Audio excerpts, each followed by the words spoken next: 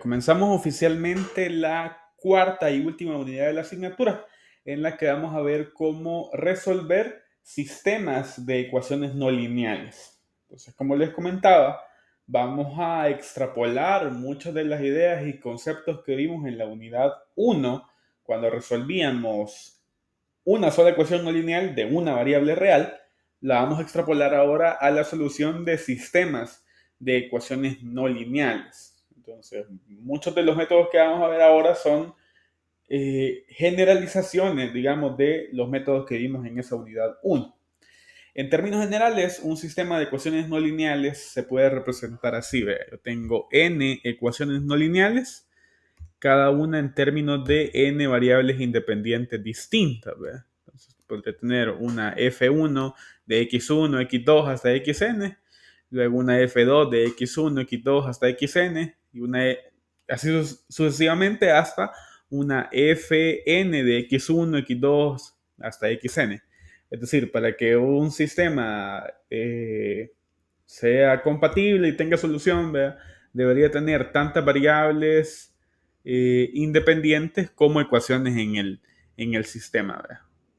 O en general, tantas variables como ecuaciones en el sistema, como ecuaciones hayan en el sistema. Es decir, tengo tres ecuaciones, esas tres ecuaciones deberían estar en términos de tres variables. Entonces, la solución de este sistema de ecuaciones consta de un conjunto de valores, x sub 1, x sub 2 hasta x sub n, que por notación, para conservar la notación que colocábamos antes, pongámosle x1 asterisco, x2 asterisco, xn asterisco, que simultáneamente hacen cumplir todas las ecuaciones, ¿ves? O sea, que hacen que todas las ecuaciones del sistema sean iguales que cero. Y aquí se les presentan algunos ejemplos de ecuaciones, de sistemas de ecuaciones no lineales.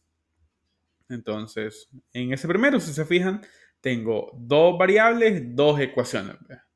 En el segundo, lo mismo cuento. Son un sistema formado por dos ecuaciones de dos variables distintas. Y luego tenemos un tercer sistema donde también hay tres variables y tres ecuaciones también. Entonces, esa es la primera condición importante. Necesito tener tantas variables, perdón, en el sistema como ecuaciones existan. Entonces, consideremos este sistema de ecuaciones no lineales que está acá. ¿Verdad? Tengo x cuadrado menos 10x más y cuadrado más 8 igual a 0. Y luego tengo x por y cuadrado más x menos 10y más 8 igual a 0. Ahora, algebraicamente, la solución de este sistema es un par ordenado x asterisco, y asterisco, que hace cumplir cada una de las ecuaciones del sistema. ¿Ves? O sea que son dos valores que sustituidos en las ecuaciones originales hacen que se satisfaga la igualdad. Ahora, el problema, digamos, de extrapolar el concepto que veíamos en el primer periodo es que se complican dos cosas. Primero, para una sola ecuación no lineal, era bien fácil decir que la solución de la ecuación era el corte de la gráfica de la función con el eje X. ¿Ve? Es decir, la idea geométrica estaba clarísima y la obtención de valores iniciales también era sencilla. Así es que yo graficaba, verificaba dónde estaba el corte con el eje X, me ponía cerquita y yo le decía a Newton, iterar, y Newton rapidito, o Stephenson rapidito, y secante y rapidito, o posición falsa, no tan rapidito, pero igual me lo daba. ¿Va? Entonces, ahora sucede que gráficamente o geométricamente las cosas dejan de tener tanto sentido, o al menos un sentido tan claro como cuando teníamos una sola ecuación. Es decir, si yo tengo un sistema de dos ecuaciones con dos incógnitas, todavía hay una idea gráfica que podemos entender, ¿va? Porque eh, se puede explicar en el espacio, ¿va? Con dos ecuaciones y dos incógnitas. Ahora, el problema es que para esto que está aquí, o sea, para un sistema de tres ecuaciones no lineales con tres incógnitas, ya no hay idea gráfica, ya no hay interpretación gráfica de la solución. Es decir, ya ni siquiera hay una representación gráfica del sistema que me permita después obtener valores iniciales. Entonces, obtener valores iniciales ahora va a ser mucho más complicado, digamos. Con dos ecuaciones todavía podría ser posible, pero con un n igual o mayor que 3 la cuestión ya no deja de tener sentido geométrico y por tanto los valores iniciales debería obtenerlos del propio dominio del ejercicio, ¿verdad? Es decir, si se tratan de, eh, qué sé yo, de algún circuito eléctrico, ¿verdad? En el que hay corrientes, voltajes, tiempos, el mismo dominio del problema debería de indicarte dónde comenzar a buscar las soluciones. Es decir, recuerden ustedes que los métodos iterativos del primer periodo requerían de valores iniciales. Acá no va a ser la excepción, ¿verdad? ¿Cómo obteníamos esos valores iniciales? Les decía, antes era relativamente sencillo. Ahora la cosa se nos complica y por tanto, cuando gráficamente ya no tenemos ninguna ayuda, entonces toca auxiliarnos específicamente del dominio del problema. Si son tiempos, no tiene sentido buscar tiempos negativos. Si son corrientes, uno debería tener la idea de por dónde podrían estar los valores. Es decir, ahora sí que necesito hacer referencia directa al dominio del problema en particular que estamos resolviendo. Entonces, intentemos dar una interpretación geométrica de qué es esa pareja de valores x asterisco, y asterisco que andamos buscando en un sistema de dos ecuaciones con dos incógnitas, que es hasta donde podemos llegar gráficamente. Entonces, consideramos este sistema, que es el que veníamos diciendo, y eh, decimos, primero vamos a graficar la superficie dada por la función f1. Es decir, esto que está aquí es una superficie en el espacio. Entonces, la graficamos. Aquí se coloca una ilustración. Esto que ven ahí es una superficie. Y entonces, la curva de corte entre la superficie y el plano XY constituye la solución de la primera ecuación, exclusivamente de la primera ecuación. Eso se los he colocado por acá. Dice la intersección, si es que la existe, de la superficie F1 de XY con el plano XY, puede resultar en una curva, como se muestra en esta figura. El intercepto entre ambas superficies, entre el plano y la superficie de la función, es una curva. Esa curva C1 representa la solución exclusivamente de la primera ecuación, no del sistema, sino nada más de la primera ecuación. Es decir, la solución C1 no es un punto, es una curva.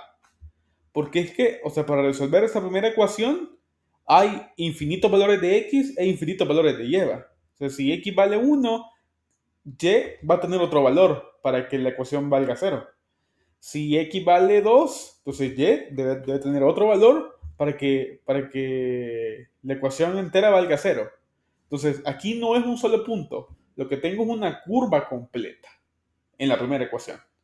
Ahora, hacemos lo mismo para la segunda. Yo la grafico, verifico el intercepto de la superficie con el plano XY y voy a tener entonces otra curva en el plano XY que es la solución de la ecuación f2 de x, y igual a 0. Entonces ahí tengo otra vez una curva, es decir, una función, digamos, si lo quieren ver así, en el plano cartesiano, una gráfica en el plano cartesiano, una curva en el plano cartesiano, que representa la solución de esa segunda ecuación. Entonces, ahora el problema se reduce a dos curvas.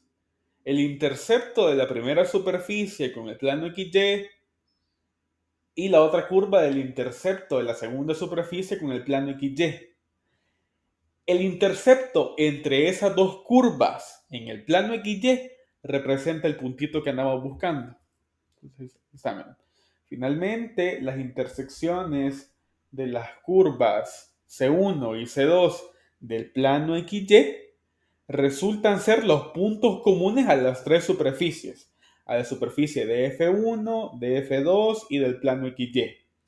Y dichos puntos son los únicos que satisfacen ambas ecuaciones simultáneamente y son precisamente las raíces x asterisco y y asterisco que andamos buscando. Entonces, en esa figurita de ahí se representa lo que les estoy contando, ¿verdad? Tengo la superficie de la primera función, la superficie de la segunda función y el plano XY. El corte entre esas tres cositas es un solo punto que constituye la raíz x asterisco, y asterisco que andamos buscando. Entonces, sentido geométrico esto tiene si se lo intentamos buscar, ¿vea? El problema es que la obtención de valores iniciales ya no es tan sencilla, ¿verdad? Porque entonces me toca graficar esto, me toca tener una herramienta ahí que me permita ver más o menos a dónde está ese puntito de corte entre las tres superficies. Entonces, se complica un poco. Entonces, para esta parte, los valores iniciales se los voy a dar yo, ¿verdad? Porque no, ya no tenemos manera, digamos, de obtenerlos fácilmente. Yo les voy a decir, iteren esto con x0 igual a tanto, con x1 igual a tanto, con z0 igual a tanto, y así sucesivamente, ¿verdad? Entonces, esto, insisto, para dos ecuaciones, para un sistema de dos ecuaciones con dos incógnitas, todavía tiene sentido. Pero si le agregamos una más, ya por más que intentemos hacer magia, ya no hay manera gráfica de interpretarlo y de obtener valores iniciales. Entonces, eso es una de las principales complicaciones de esto de resolver sistemas de ecuaciones no lineales. Ahora, les dejo por acá la observación que la mayoría de los métodos con los que uno puede resolver sistemas de ecuaciones no lineales son meras extensiones de los métodos que vimos en la unidad número 1. Si hay una versión punto fijo multivariable, que es lo que vamos a ver ahorita, hay un Newton multivariable, hay un secante multivariable, digamos, que tienen otros nombres, ¿va? Pero la idea geométrica o la conceptualización del método, el algoritmo del método, digamos, es más o menos lo mismo, pero extrapolado a un tratamiento matricial. Entonces, la mayoría de estos métodos ocupan matrices como recurso matemático, digamos, para aproximar, porque ya no se trata de un valor para una variable, sino que tenemos varias variables. Entonces, las iteraciones ya no solo son un valor, sino un conjunto, una fila o una columna de valores. Por eso es que solo es como unir la parte matricial a las mismas ideas que ya teníamos desde el periodo número 1, desde la unidad 1. Entonces, veamos método de punto fijo multivariable. Entonces, consideremos la versión más sencilla, que es tener dos ecuaciones con dos incógnitas. Entonces, el sistema sería planteado así. Tengo f1 de x, y igual a 0 y f2 de x, y igual a 0. Como ya vimos, la solución de este sistema es un par ordenado x asterisco, y asterisco que satisface de manera simultánea a ambas ecuaciones. Entonces, en el método del punto fijo multivariable, lo que vamos a hacer es despejar de la primera ecuación una de las variables, la más sencilla. Y de la otra ecuación, despejamos la otra variable. Entonces, por ejemplo, yo puedo despejar x para la primera ecuación y y para la segunda. De manera que obtenga un x igual a g1 de x, y aquí es y, aquí metí la pata. El copy-paste no falló aquí. Aquí es y es igual a g2 de x, y. Entonces, igual a lo que hacíamos, muy similar a lo que hacíamos en punto fijo de una variable, ¿verdad? Que no usábamos una f de x igual a 0, sino ocupaba una g de x igual a x. Entonces aquí lo mismo, despejo de una de las ecuaciones una variable, de la otra variable, y entonces ya tengo g1 y g2. Ahora, utilizando la iteración de punto fijo, vamos a pretender obtener la estimación y más 1 décima a partir de la iésima iteración. ¿Qué sé yo? Vamos a obtener la séptima a partir de la sexta. Vamos a obtener la tercera a partir de la segunda. Y así sucesivamente, haciendo esto que está acá, ¿vea? Que es más o menos lo que veíamos en el primer periodo. En el primer periodo era algo así como que x1 era igual a g de x0. Esta es la extensión. Ahora yo digo x y como superíndice, esto en notación es importante, como las variables las voy a llamar x1, x2, x3, ahora el número de la iteración lo voy a colocar como superíndice. Entonces, la iteración i más 1 de x es igual a la evaluación en la función g1 de xi y yi. O sea, el x de la iésima iteración y la y de la iésima iteración. Y la misma manera para y. Entonces, el y de la i más 1 iteración es igual a g2 de xi, yi. Entonces, yo les voy a dar valores iniciales x0, y0. A partir de esos, haciendo esa iteración que yo les digo, vamos a evaluar, vamos a obtener x1 y y1 y ese proceso lo vamos a repetir hasta que se cumple el criterio de par, que va a ser igual que que va a ser similar al del primer periodo, donde como parámetro de entrada se pedía una precisión y se verificaba que el error de aproximación fuera menor que esa tolerancia. Si se cumplía eso, dejábamos de iterar, si no, seguíamos iterando. Ahora, la variante acá es que no tengo un solo error, sino lo que tengo es un arreglo de errores. Es decir, tengo un error por cada variable. ¿Verdad? Un error para la variable x, otro error para la variable y, otro error para la variable z si es que lo hubiera. Entonces, de todos esos errores, ¿cuál voy a tomar?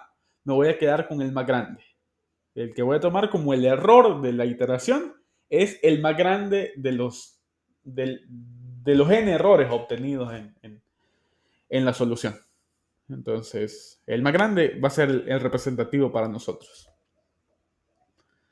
Entonces, haciendo ese proceso, lo que se espera es que la sucesión que voy construyendo tenga convergencia a los puntos fijos de la función, ¿verdad? A esos valores x asterisco y y asterisco que cumplen esta condición. Entonces, el proceso iterativo del método del punto fijo se va a detener hasta que el error de aproximación sea menor que la precisión deseada. Y ahí está lo que les comentaba, la manera en que se define ese error es calcular esto para cada una de las variables y quedarme con el máximo de ellas. Entonces, así opera el método. Entonces, ese es el sistema que debemos resolver. Esos son los valores iniciales que vamos a utilizar. Lo primero que deberíamos hacer es obtener las funciones g1, g2 y g3. Entonces, de cada una de las ecuaciones hay que despejar una variable. Háganlo de la manera más sencilla posible. ¿Verdad? Desde la primera ecuación, lo más fácil es despejar la x, no van a intentar despejar y o z. Hagan lo más sencillo. Aquí despejamos la x. De esta tercera, para evitar ocupar un logaritmo natural que me permite eliminar esta e, lo más sencillo es despejar la z. ¿Verdad? Y por tanto, de la segunda, creo que está más sencillito despejar esa y que está ahí. Entonces, hagamos eso. Calculen por favor G1, bueno, X igual a G1 de X, Y, Z. Luego tendría Y es igual a G2 de X, Y, Z. Y Z es igual a G3 de X, Y, Z. Hagamos ese despeje, por favor. Vaya, regálenme sus despejes, por favor. Vamos a ver. ¿Cómo les quedó X despejada de la primera?